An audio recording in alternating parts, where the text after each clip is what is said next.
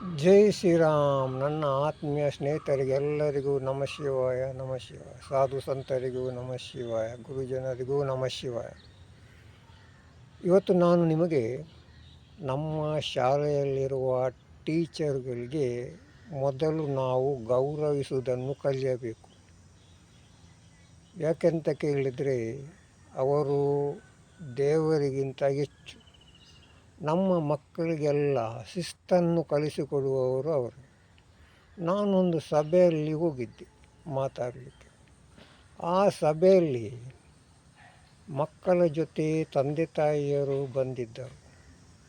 ಆದರೆ ಆ ಮಕ್ಕಳು ಏನು ಮಾಡ್ತಾರೆ, ತನ್ನ ತಾಯಿಯ ಮೊಬೈಲನ್ನು ಎಳೆಯುವುದು, ದೂರ ಓಡುವುದು, ಬಿಸಾಡುವುದು, ಇಡೀ ಸಭೆಯಲ್ಲಿ ಗಲಿಬಿಲಿ ಮಾಡುವುದು, ಮಾರ್ಕೆಟ್ನಾಗೆ ಮಾಡುವುದು ಅಶಿಸ್ತು ನೋಡಿ.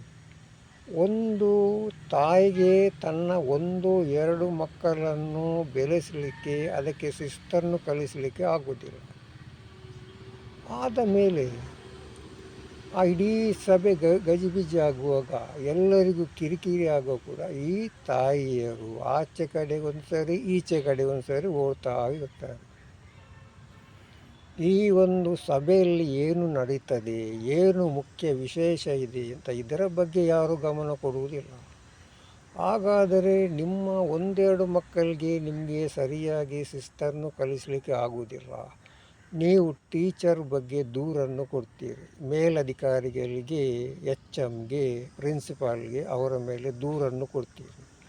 ಒಂದು ಶಾಲೆಯಲ್ಲಿ 60-70 ಮಕ್ಕಳಿರ್ತಾರೆ. 1ನೇ ತರಗತಿಯಲ್ಲಿ, 2ನೇ ತರಗತಿಯಲ್ಲಿ ಹೀಗೆಲ್ಲ ಮಕ್ಕಳಿರ್ತಾರೆ. ಇಷ್ಟೂ ಮಕ್ಕಳಿಗೂ ಕೂಡ ಆ ಟೀಚರ್ ಎಂಬ ತಾಯಿ ಇಷ್ಟು ಒಂದು ಶ್ರದ್ಧಾ ಭಕ್ತಿಯಿಂದ ನಿಮ್ಮ ಮಕ್ಕಳನ್ನು ಎಲ್ಲ ರೀತಿಯಲ್ಲಿ ಸಜ್ಜು ಮಾಡಬೇಕಲ್ವ. ಅವರಿಗೆ ಗುಣನಡತೆಗಳನ್ನು ಹೇಳಿಕೊಡಬೇಕು, ಅವರಿಗೆ ದಿವಸದ ಪಾಠಗಳನ್ನು ಹೇಳಿಕೊಡಬೇಕು.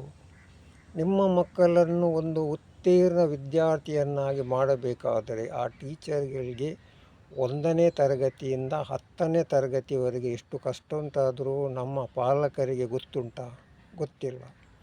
ಏನಾದರೂ ನೀವು ಹೇಳಿದರೆ ಹೇಳ್ತೀರಿ ಅವ್ರಿಗೆ ಸಂಬಳ ಕೊಡುವುದಿಲ್ವ ಅಂತ. ಸಂಬಳ ಎಷ್ಟು ಕೊಡ್ತಾರೆ ಅವರಿಗೆ? ಪಾಪ 10,000 ಕೊಡ್ಬೋದು, 15,000 ಕೊಡ್ಬೋದು. ಬಾಕಿ ಎಲ್ಲ ಮೇಲಧಿಕಾರಿಗಳು ತಿಂದಾಕ್ತಾರೆ, ನೀವು ಎಷ್ಟು ಹಣ ಅವರಿಗೆ ಕೊಟ್ಟರೂ ಕೂಡ.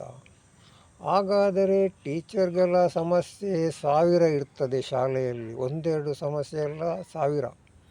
ಮನೆಯಲ್ಲೂ ಕೂಡ ಅವರಿಗೆ ಸಮಸ್ಯೆ ಇರುತ್ತದೆ. ಆದರೆ ಶಾಲೆಗೆ ಬಂದ ಮೇಲೆ ನಿಮ್ಮ ಮಕ್ಕಳ ಜೊತೆಗೆ ಎಷ್ಟು ಖುಷಿಯಾಗಿ, ಎಷ್ಟು ಅವರ ಸಮಸ್ಯೆ ಇದ್ದರೂ ಕೂಡ ನಿಮ್ಮ ಮಕ್ಕಳಿಗೆ ಶಿಸ್ತನ್ನು ಕಲಿಸಿ ಮುಂದಿನ ಒಂದು ಭವಿಷ್ಯವನ್ನು ರೂಪಿಸ್ತಾರೆ. ನೀವು ನಿಮ್ಮ ಮಕ್ಕಳಿಗೆ ಸಮಸ್ಯೆ ಅಂತ ಏನಾದರೂ ಗೊತ್ತಾದರೆ, ನಿಮ್ಮ ಮನೆಯಲ್ಲಿ ಏನಾದರೂ ಕಿರಿಕಿರಿ ಅಂತ ಗೊತ್ತಾದರೆ ಈ ಜ್ಯೋತಿಷಿಗಳ ಬಳಿ ಹೋಗಿ ದೂರು ಕೊಡ್ತೀರಿ. ಅವರಿಗೆ ಏನು ಗೊತ್ತುಂಟು ನಿಮ್ಮ ಮಕ್ಕಳ ಸಮಸ್ಯೆ, ನಿಮ್ಮ ಮನೆಯ ಸಮಸ್ಯೆ? ನಿಜವಾಗಿಯೂ ಎಲ್ಲ ಸಮಸ್ಯೆಗಳನ್ನು ಪರಿಹಾರ ಮಾಡುವವರು ಟೀಚರ್ಗಳು. ಅವರಿಗೆ ನೀವು 1ನೇ ತರಗತಿಯಿಂದ 2ನೇ ತರಗತಿಗೆ ನಿಮ್ಮ ಮಕ್ಕಳು ಪಾಸಾಗುವಾಗ ಅವರಿಗೆ ಒಂದು ಏನಾದರೂ ಧನ್ಯವಾದ, ಒಂದು ಸಿಹಿಯಾದ ಒಂದು ತಿನಿಸು ಏನಾದರೂ ಕೊಡುವಂಥ ನಿಮಗೆ ಜ್ಞಾನಕ್ಕೆ ಬಂದಿದ್ದ ಇದುವರೆಗೆ?